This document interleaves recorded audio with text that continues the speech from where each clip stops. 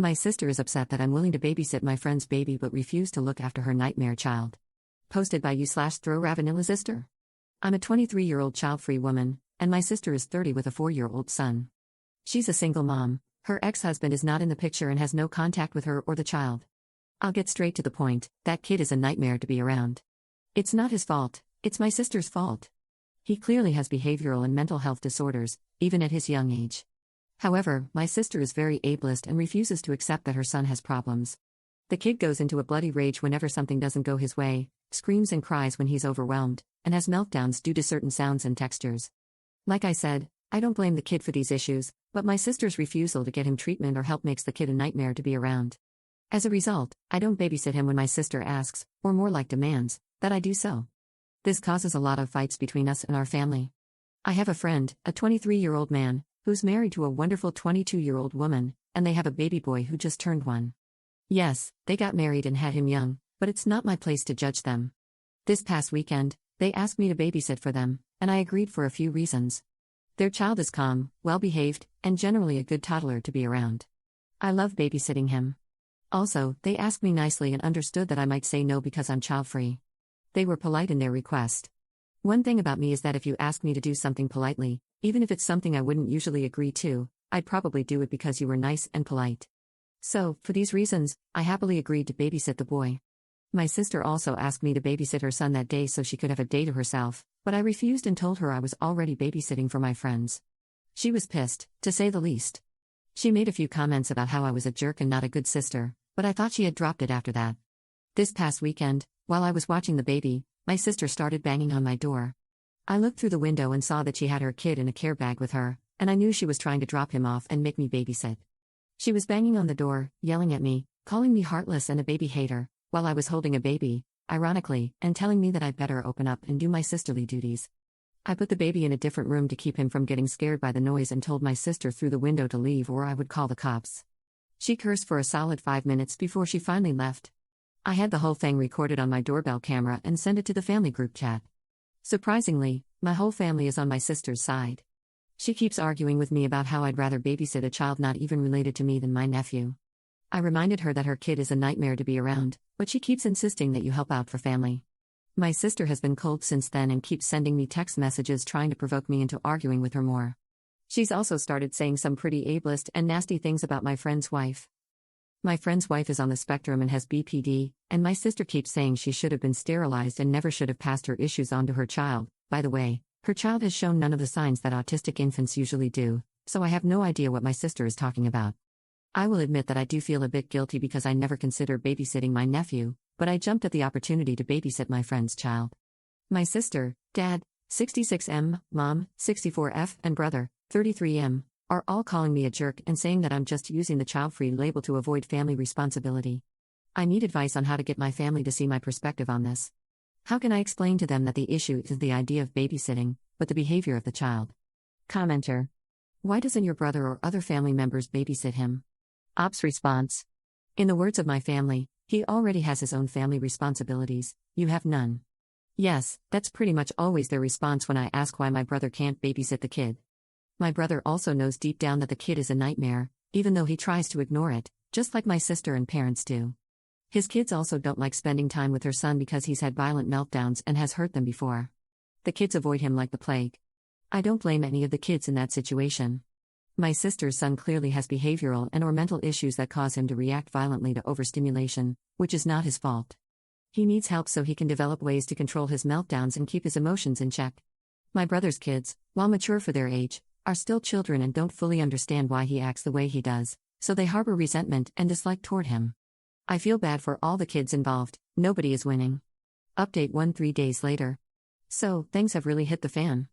My original post was about 3 days ago, and ever since that post, my sister's behavior has escalated. I tried to talk to her about getting help for my nephew, but she kept screaming at me every time I brought it up. She used a lot of derogatory terms towards people with mental illnesses and disabilities, terms I won't repeat here. That wasn't the only escalation. She started coming to my door several times a day, starting 2 days ago, the day after I made my original post. She banged on my door, screamed, cried, cursed, the works. She brought my nephew each time, and he always looked so confused and defeated. He was too tired to react or have a meltdown like he normally does around loud noises, and it broke my heart to see that on my doorbell camera. I wasn't at my house, I was staying with my friend and his wife. I took the advice of a commenter who suggested putting some physical distance between me and my sister. They said I was welcome to stay as long as I wanted, as long as I helped out with some house chores and childcare while I was there, which I thought was more than fair.